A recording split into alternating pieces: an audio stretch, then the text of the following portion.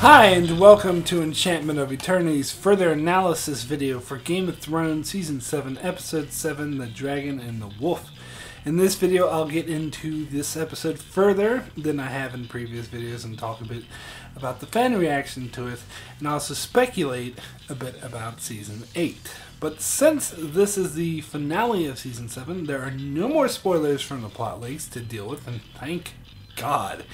And I'm going to try my best to stay away from spoilers from Season 8 altogether, so this video will be free from spoilers provided that you have seen up to the end of Season 7. So, those of you who have seen the videos I've done on this episode already know how I feel about it, and that it's the worst episode of the entire show, and I don't like the implication it leaves us on how Season 8 will go down.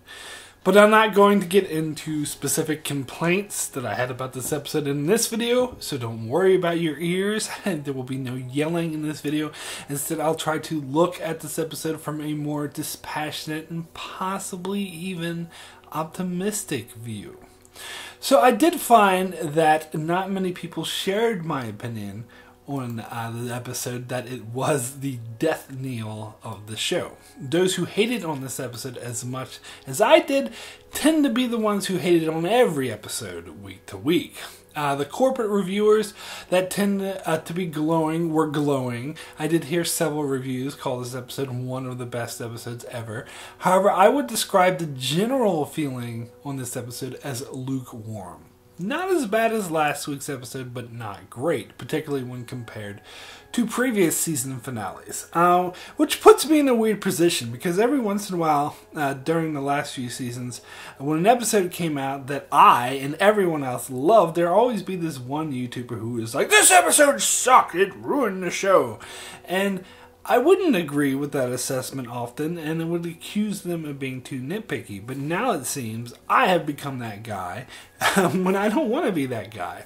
I want to love the show. I want to be the guy who looks on the bright side of things, but I can't help but feel the way I feel, and this was my natural reaction to the episode.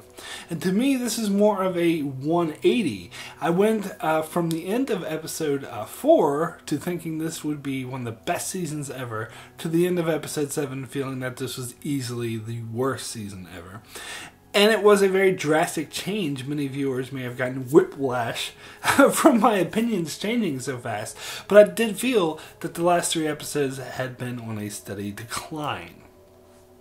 All specifics aside, I feel many of the things I complained about in this episode could have worked had they taken the time to do the story properly, and it didn't feel so rushed. And as to episode 6 being worse, to me, more of the issues I had with episode 6 were logistical based, whereas with episode 7 I find more of a storytelling issue.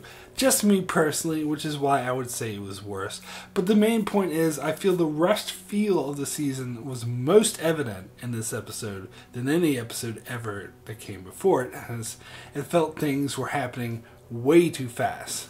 And I heard the explanation before that the show is coming to an end, so they are speeding towards the final finish line. And the metaphor a lot of people use is this plane's coming in for a landing. So there's no time to spend on long exposition and character building scenes like in season 3. And that's fine. In fact, I knew that would be the case. In fact, I would say the first 4 episodes of the season had that feel of fast pace, but still a good pace. Where I'd say these last 3 episodes were too fast paced to the point of being incredibly rushed, which made the characters come off as less believable and the plot lines seem less natural and more contrived. So in short, and I can't hammer this point home enough, there really needed to be 10 episodes this season. Just because the show is ending doesn't mean quality has to be sacrificed in order to rush to the end. I don't accept that. But trying to be glass half full guy, let me now look at what we got. So a couple people asked me what I feel the show could do in season 8 for me to like it. Well, in my live reaction video I gave a really sarcastic answer, but let me answer this question seriously now.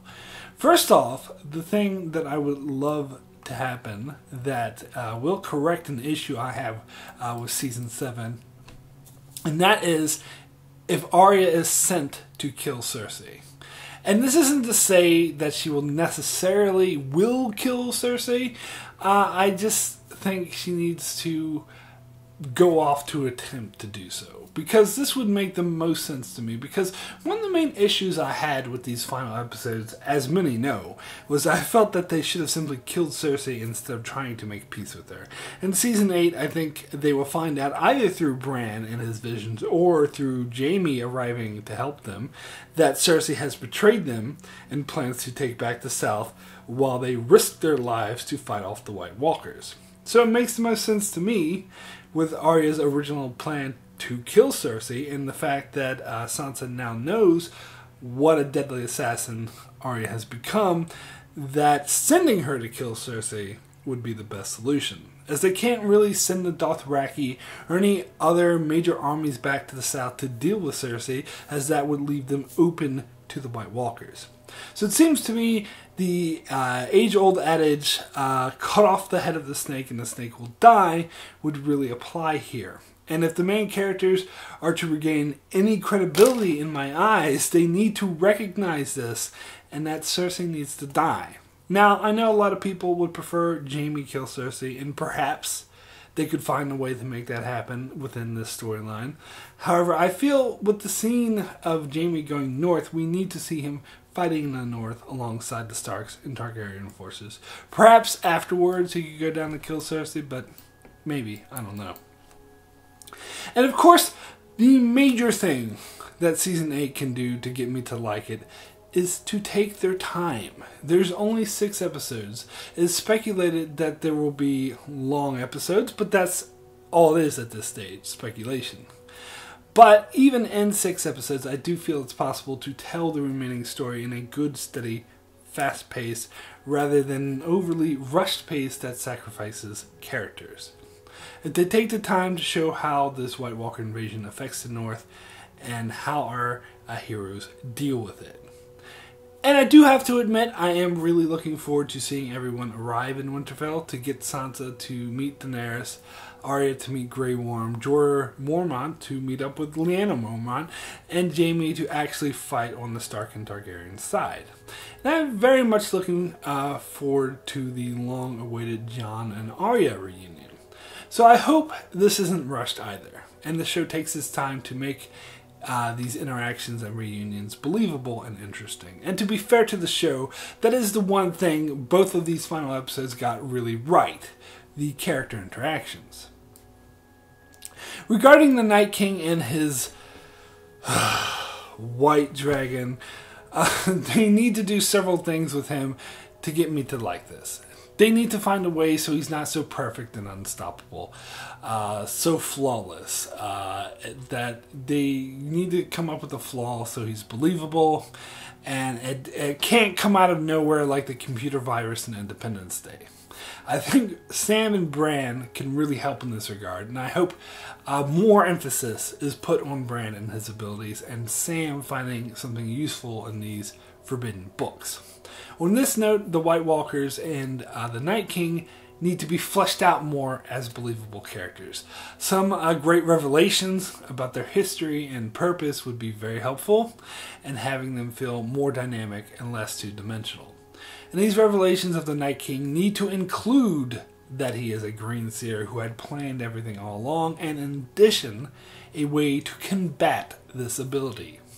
Also, I hope that this White Walker invasion is cohesive and fluent, and they lay off of the magic teleporter a bit. I mean, after all the characters are going to be in the North. Rather than have the White Walkers suddenly appear in King's Landing with no explanation, show the progression of the battle, or at least mention it, with castles like the Last Hearth and Carhold perhaps being attacked first, or perhaps being evacuated. And we need to get more of a feel for the political landscape in the South, as there are still storylines going on down there, such as the Ironborn and Cersei still messing about with the Golden Company, and we hadn't seen Edmure and what was going on in the Riverlands. This was left way too vague in the Season 7, and I got no sense of what was going on. lay off the fan service just a little bit, have the writing feel more natural rather than pandering. Give a satisfying conclusion to the main character's storylines, be it death or prison or being a king or queen or just going off into the great unknown. Whatever it is, earn it. I'll put it to you this way. I'm expecting the ending of Game of Thrones to be more like the ending of The Return of the King with multiple endings, and less like the ending of Star Trek Voyager or Sopranos, if you will, that instantly ends before resolving anything.